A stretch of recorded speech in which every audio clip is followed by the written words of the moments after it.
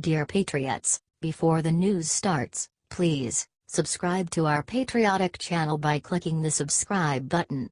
Give us a thumbs up to this video.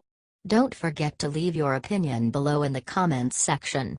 Share the news on Facebook and Twitter so you friends see it. Thank you. CNN solves mystery of who was in white truck that prevented them from spying on Trump. It's actually shocking. CNN has been horrified ever since their attempts to spy on President Trump playing golf were thwarted by a white truck blocking their view. CNN immediately came up with a conspiracy theory that the Secret Service was driving the truck in order to stop CNN from seeing him golfing. The Secret Service is in the business of protection and investigations, not in commissioning vehicles to block the media's view of the president's golf swing, the Secret Service responded. However, CNN did not give up. After days of research and investigations, CNN finally figured it out. CNN found the truck belonged to the Palm Beach Sheriff's Office. White box truck of same type and similar look seen parked at PBSO department parking lot. It remained there today. Spox for PBSO Teri Barbera reiterated to CNN the truck maneuver was not authorized by management of the detail of the sheriff's office, tweeted CNN's Noah Gray. What's shocking isn't who was in the truck, what's shocking is how much effort they went into figuring this out. CNN had mentioned the white truck 23 times. As one Twitter user put it, 23, the number of times over the past day that CNN has mentioned the white box truck that obscured view of Trump golfing. 0, for comparison, the number of times CNN has mentioned that Politico report on Obama admin's quashing of Hezbollah investigation.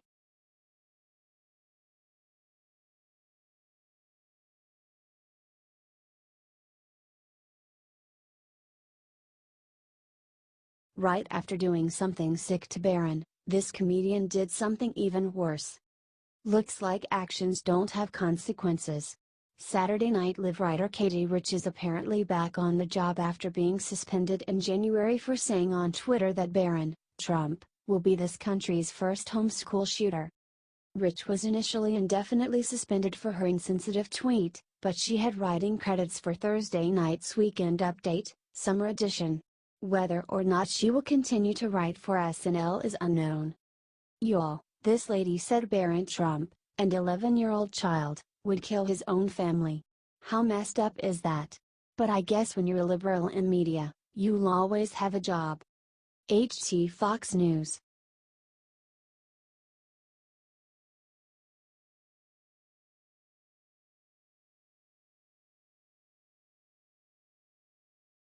NFL fines football player huge amount of money for wearing Christmas-themed cleats for charity.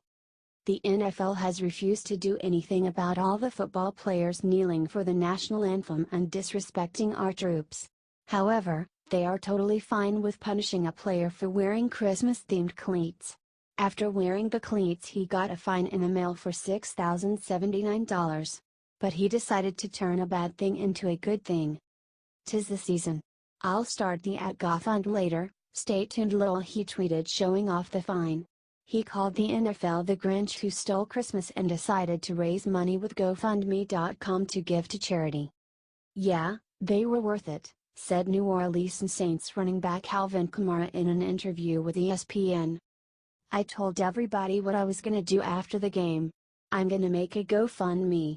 I'm gonna find like a charity. Maybe something that gets shoes for underprivileged kids, or maybe something like a little league team out here that needs some cleats, and donate the rest of the money to a team or something like that.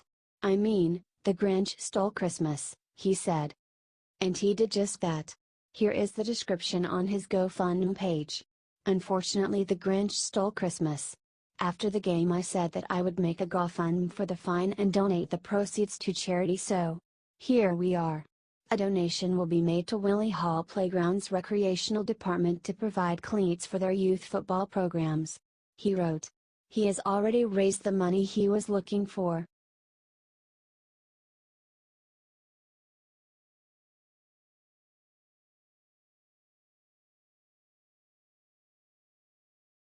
Traitorous whore. Liberals lose their minds over Ivanka Trump's innocent New Year's resolution. It turns out Ivanka Trump can't say or do anything without being called nasty names by the liberal media. In a recent tweet, she expressed her New Year's resolution. Something as innocent as possible. New Year resolution, sleep more, tweeted Ivanka with a link to an article called "Here's Why Sleep Deprivation is Toxic and Will Eventually Kill You." Here are just a few of the angry responses that Ivanka received for saying this. OMG, read the f***ing room, you entitled privileged nepotism employee of the White House with no government experience, spoiled rich BTCH. My kid's life might be effed cause of your predator dad, might lose his therapy, treatment, but it's cool y'all, Ivanka is sleeping on it, wrote one user. It's important to take a break from passively accumulating wealth you had no hand in creating, wrote another. You can sleep all you want in prison, you traitorous whore, wrote another. It all seems a bit excessive, don't you think? Here is a section of the article that these people are getting so angry over. Doctors are in agreement on the precise level of sleep needed. At least 7 hours is necessary per night. Not 5 or 6 hours because you think you can handle it. That may be okay in the short term, but short-sighted thinking will kill you eventually. Sleep deprivation compounds, so every night counts. None of us are immune, no matter how busy or important you are. So the next time you start thinking about how to better yourself, improve productivity or stay ahead of the herd, lose the bravado and just go to bed.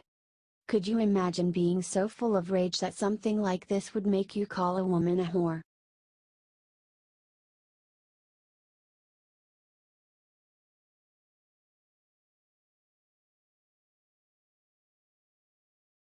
China just announced this horrific plan for Trump if he attacks North Korea. Did China just threaten us? It looks as if, yes, they did. Global Times, a Chinese state-run newspaper, just ran an editorial saying, if the US and South Korea carry out strikes and try to overthrow the North Korean regime and change the political pattern of the Korean peninsula, China will prevent them from doing so. In other words, if the US or South Korea strike first, China, a nuclear power state, will step in to try to stop us. The editorial also stated that, should North Korea strike the United States first, China should remain neutral. In other words, if Korea strikes first, the US is free to take them out with no retribution from China? Sounds like a flaky friend we have in China. We note, the Global Times does not represent the official Chinese government position, but it is a popular newspaper in China. The tensions are rising, but both Trump and General Mattis still prefer a diplomatic resolution. General Mattis has said that a war with North Korea would be catastrophic, but that we are ready if North Korea commits a hostile act, such as a strike on the U.S. territory of Guam. TCNBC.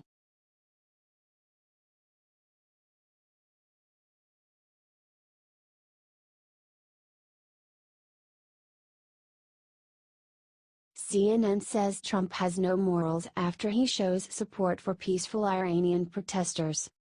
Peaceful citizens in Iran are protesting their government's bad economy and high inflation. People are angry that their government is focusing more on outrage over Israel than their own citizens. U.S. strongly condemns arrest of peaceful protesters in #Iran, urges all nations to publicly support Iranian people. As POTUS said, longest suffering victims of Iran's leaders are Iran's own people, State Department spokesperson Heather Nauert. We are following reports of multiple peaceful protests by Iranian citizens in cities across the country. Iran's leaders have turned a wealthy country with a rich history and culture into an economically depleted rogue state whose chief exports are violence, bloodshed, and chaos. As President Trump has said, the longest suffering victims of Iran's leaders are Iran's own people, wrote the State Department. CNN responded by taking the side of Iran's corrupt government in order to insult President Trump. This coming out from the Iranian Foreign Ministry, not only talking about the fact that they view the government of President Trump as the greatest bearer of ill will towards Iran, but going on to say that, the people of Iran give no value or credibility to such opportunistic expressions by the government or the person, Mr. Trump. American officials, through their conduct have not turned a place from which they can express masked sentiments as sympathies, for the aware of the people of Iran, said CNN correspondent Arwa Damon.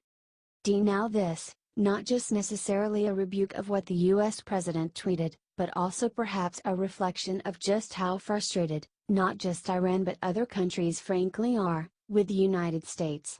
A lot of nations and their populations, no matter how they feel about their governments in particular, do perceive the United States as not really having a moral leg to stand on, said CNN. Disgusting.